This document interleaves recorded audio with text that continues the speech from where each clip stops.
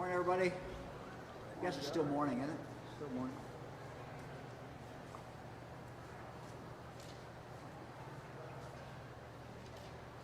Well, Dr. Thomas and Dr. Paz have been telling me for some time about this operation, and I frankly wanted to come and see it myself. And it is just as impressive as they said it was.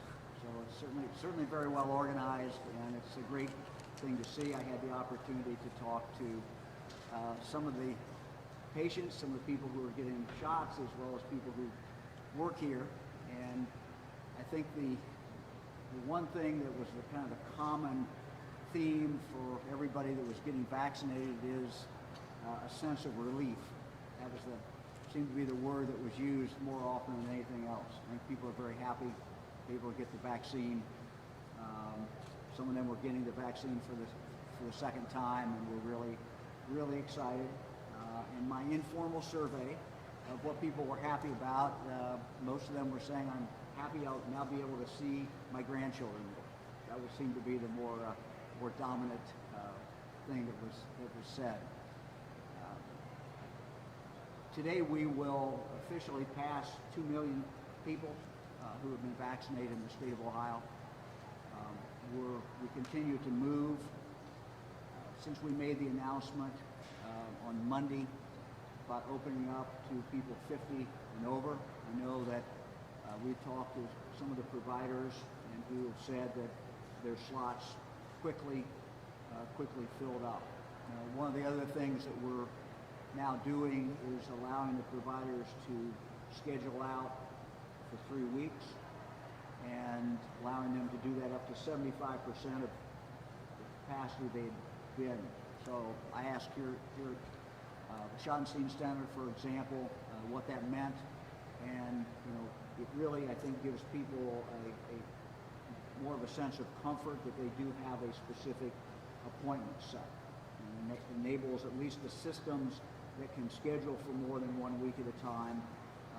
They're scheduling out 2 and 3 weeks, and again, that gives people the opportunity to know when their vaccine will be available to them. So I'm happy to answer any questions.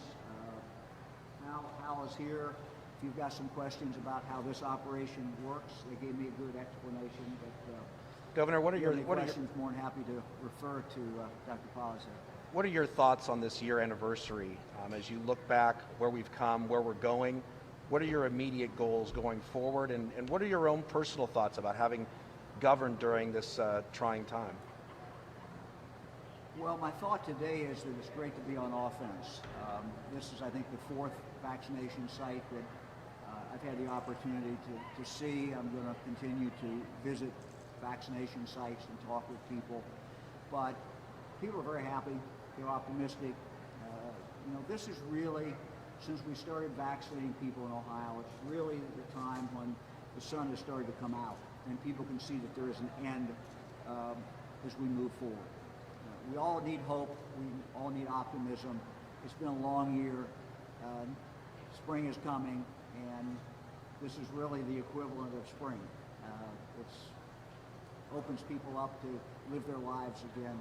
So it's always an uplifting thing for me to come to a vaccination site. Governor, why would you expand eligibility by age 50 to 59 when you have people over 60 still? That's a very good question. Why did we expand it to 50? And I'll be honest with you, going into this week, I didn't think we were going to expand to 50 this week.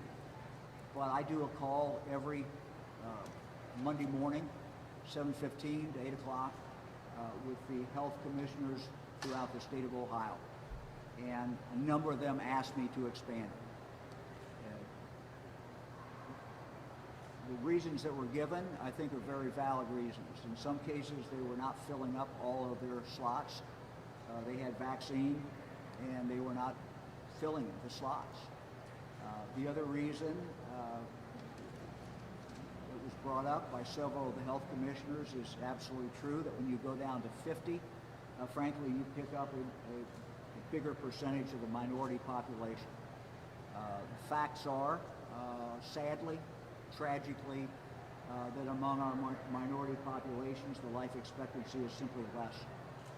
And so when you get up to the 80 and above, you are getting a lot fewer African Americans, a lot fewer Hispanics. And so this is a movement towards equity. But the overriding reason is because we were seeing places where they were not filling up in shots. And so it's, as I've talked about Randy before, it's a constant tension between allowing people to be able to register and get the shot, but also making sure all the shots are taken up. Look, I have a friend, I think I've told you about this before, I had a friend who I talked to one day, and he said, I'm getting a shot in 2 days, and the next thing I knew, several weeks later, I heard that he had died. And obviously he got the shot, but he already had the COVID. And so every day that goes by and we have vaccine that is not in someone's arms, that's potentially a risk. And we just know statistically, if there's much of a lag, that a certain percentage of these people will get COVID. So it's really a moral imperative, I think, for us to get these shots out as quickly as we can. So every week we make a balancing decision about, are we going to open it up further, or are we going to let it go another week with the qualifications that we have? And it is not an exact science, and we do the best we can in making those decisions. 50 cases per 100,000 for 2 weeks is the magic number. But you're taking heat every day from members of your own party, like Representative Jim Jordan, lawmakers in Ohio who are trying to curtail your ability to issue health orders. So do you think you have control of the reopening right now, or are you facing too much political pressure to keep the health restrictions that scientists behind you say are necessary? Well, I've tried to follow the science all the way through and tried to make decisions based upon best interests of the people of the state of Ohio. And I can't, frankly, get diverted by what somebody thinks. What we try to do every day, what I try to do is listen to other people. But we mostly listen, frankly, to the medical community and to the scientists and try to make the decisions based upon that information. Governor, I'm curious, you mentioned you go on a weekly basis deciding whether or not to expand the pool of people who can be vaccinated. I mean, we think about 7 days a week. Sure. But at some point, we got to make a decision. But Given the fact that we dropped to 50 in this latest expansion, and probably a little quicker than some people had anticipated, is there any idea at this point what the next group expansion would look like, or when that would happen? Would you well, drop all the way? sure, we're certainly thinking about that now. In fact, I woke up in the middle of the night and thought about an aspect of it, and I want to talk to our team and some experts about it. But what we're seeing is the age is lower. It's taking longer to get to certain numbers. So I had our team look at every group by week, how many weeks that group was open. Because my inclination was, I was looking at the numbers, and 65 to 69 looked to me as if they were slow to fill up. And we actually plotted it out, and it was slower than the older groups. And so it would not surprise me if the numbers continue to be slower as we get to a lower age. I don't know that. So we've just got to watch and see how long this takes. And we'll make a decision as we go. But as far as what we're going to do next, no, we've not made a decision yet. The good news about the 50 is that you've got roughly 98% of the deaths have come from people 50 and over. But we also know there are other people out there under 50 who have certainly a medical condition that puts them at risk. So as we look, as we look to make the next decision, again, two factors. One is operationally, how do we get people vaccinated as quick as we can? Because we're moving into a period where we're going to be looking a lot at that. How can we move people quickly? But also, we're still looking at people under 50 who might be in a medical condition that we have not designated yet, who we maybe need to pick up. So that's what goes into, those are some of the things that go into that calculation. Governor, a year ago when we did find out about our first coronavirus case, what was your initial thought? Did you ever think that we would be standing here a year from now with the shop filled with people being vaccinated? Are you happy with the progress we've made over the past year during this pandemic? So I missed the first part. A year ago when I signed what? What was your first thought when we found out we had our first coronavirus case? Did you have any idea the destruction that was going to go on? And now standing here, did you ever think we would be seeing the basketball arena become a vaccination center? No. I mean, when this started, I had no idea that a year from when we got our first case, I would walk into the Schottenstein Center and see it full of people being vaccinated. In a sense, some of that is good. We at that time didn't know how long it was going to take to develop the vaccine, how long it's going to take to get it to market. This is historically fast. So I think we all should feel happy and grateful that we have a vaccine today. So I'm, when I come in and take a look at this operation, it makes me feel good. I'm looking at people throughout that room who are going to walk out of here with either their first or their second vaccination. And so we feel very, very good about it. But no, a year ago I had no idea. I don't think any of us had a playbook for this. We didn't know exactly how this was going to play out. And we continued throughout to make decisions based upon the best facts that we could get, the best information we could get. But we've obviously collectively all learned a great deal. So no, I didn't know what was coming. Governor, if Central Ohio were to drop to 50 cases per 100,000, is there any chance that the health orders could be lifted here while the rest of the state may be higher? Can it be a regional approach, or does it have to be a statewide approach? And is there any movement on your opinion on that? Look, we're always open to taking the facts, when facts change, to try to adjust based upon facts. So throughout this, I've really not ever said never, or rarely have I said never. But let's see how the facts play out. What we generally see, my observation, and I look at these numbers every day, is that there is a movement. If you look at the 88 counties, some are high, some are low, but generally they're moving in the same direction, generally. And certainly in the last month or so, as we've seen these come down, they've pretty much all moved in the same area. So, you go from Holmes County at the very, very low, some of the other counties higher, but they're all moving. It used to be that the highest county at one time was 1,200, 12 times the CDC's number. I think the highest county we looked at yesterday was like 300, a little bit under 300. So that's a huge change, and so they generally are moving together.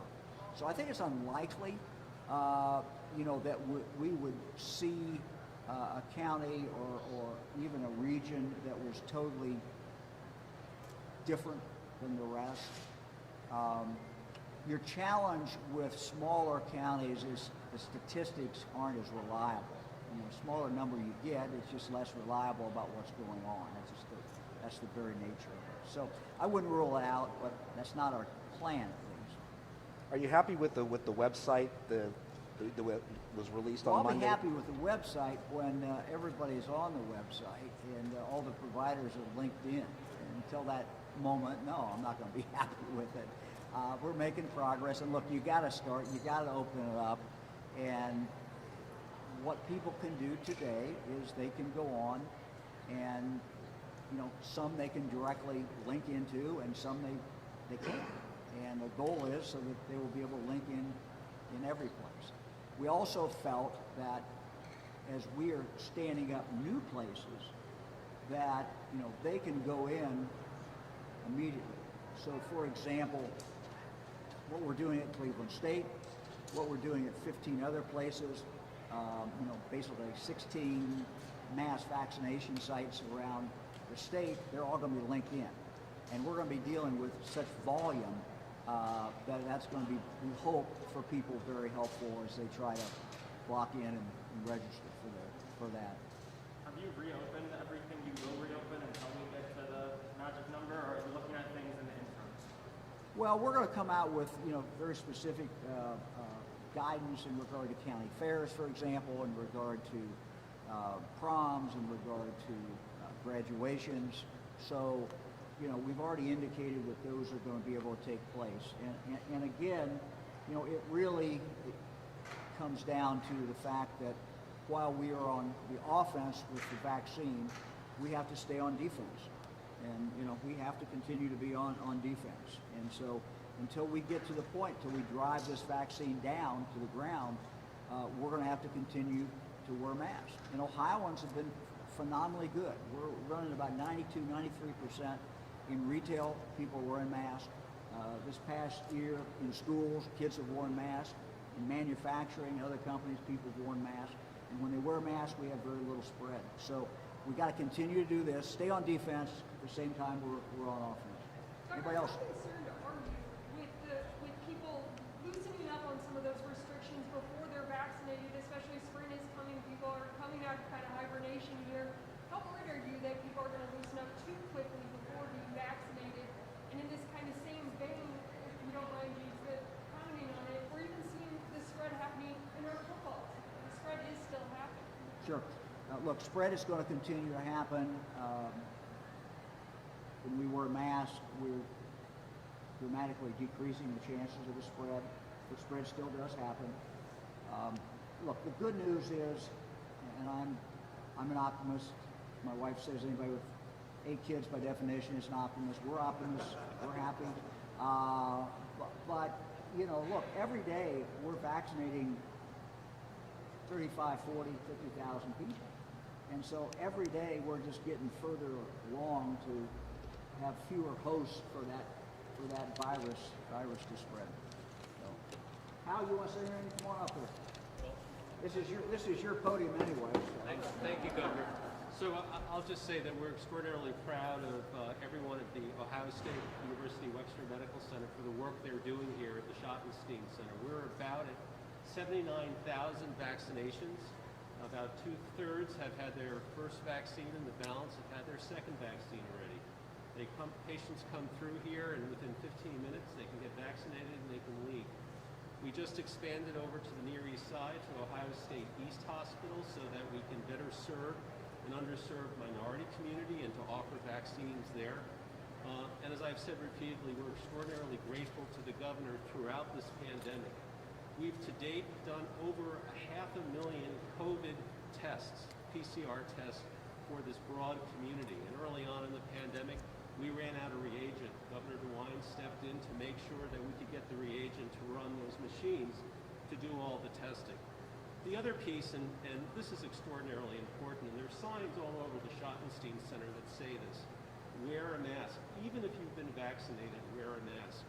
The masks not only protect us from getting infected by someone who has the virus, because it stops the virus from getting in. It's almost as effective as being vaccinated. If we could all wear the mask, we protect our family, our neighbors.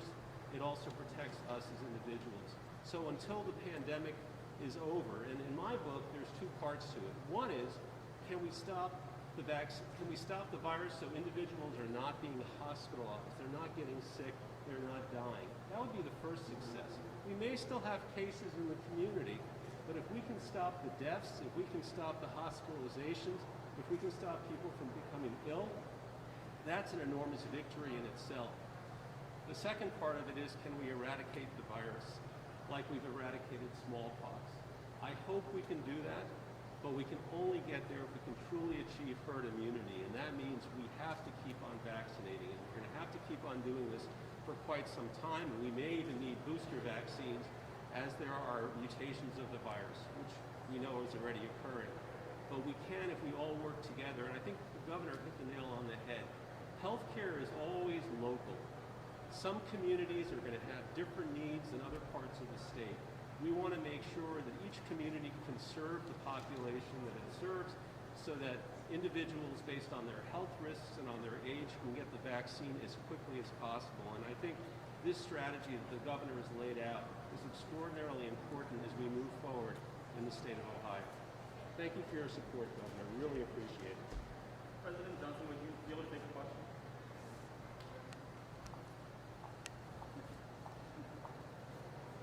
Can I make a statement first? Yeah. I'd like to thank the governor for his leadership. You know, I've only been in the state for about 7 months, but it's been extraordinary. And I'd also like to thank the team. You know, Gene Smith here runs a lot of these facilities with Dr. Thomas, Dr. Pond. And I was here a week ago, so I got a chance to meet Ryan and Crystal, who are fabulous. So I just want to thank everyone at the Buckeye Nation who have done. Yeah, so Ohio State among students had quite a few COVID-19 cases this fall. I'm wondering if you think both university staff and students should be in line for vaccination. So as you said, we have had a number of cases, and I'm so proud of this community because for this first 2 months, we've been trending at, up until last week, under 0.5% positivity rates, and our reproduction rate was under 1. We're seeing a little bit of an uptick, so we're going to twice-a-week testing right now until we can tamp that down. And then as soon as the vaccine is available, then we will make that available to, subject to state and local officials, to anybody who's eligible and when they're eligible. So we're looking forward to that. Did you two talk about this issue? Please. There certainly is going to be the time, and we look forward to that, when we're going to be able to have college students vaccinated. And, you know, people 16 and over now can be vaccinated. We will get to that point. I don't know exactly what date that will be, but we're going to be working directly with our colleges and universities in the state when that day comes. And we're going to work directly with them to get, you know, as many people as want to be vaccinated as quickly as we can. Time for one more question. Gene?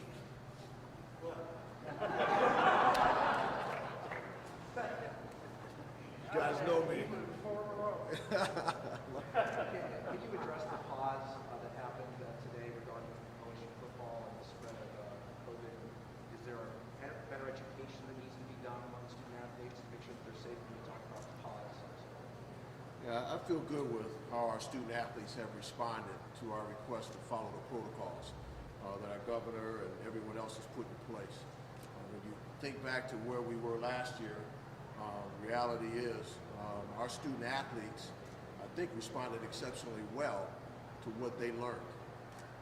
We've hosted over 100 athletic events where our student athletes have been able to compete, and that of course includes football. Most people didn't think, including me, that we would get through the football season, but we did. And so they responded well. So this pause is really consistent with what we did last year. Some of you may not recall, we had a pause at the beginning of last year when we started workouts in June. So now that the season was over for football, just like the question that was asked earlier, our football players went back to the behavior that exists in our society. And so they were relieved a little bit to that earlier question, but now we need to get them back in that bubble that they created. And so I feel confident that after this pause, we'll get back to our normal stretch of workouts. But our student athletes are just like the rest of our population, so they are subjected to whatever exists out there. Can you address at all the numbers of cases that you found in the program that led you to pause? No, we don't address our numbers in the athletic department publicly. All right, thank you, everybody. Thank you, everybody. See you guys.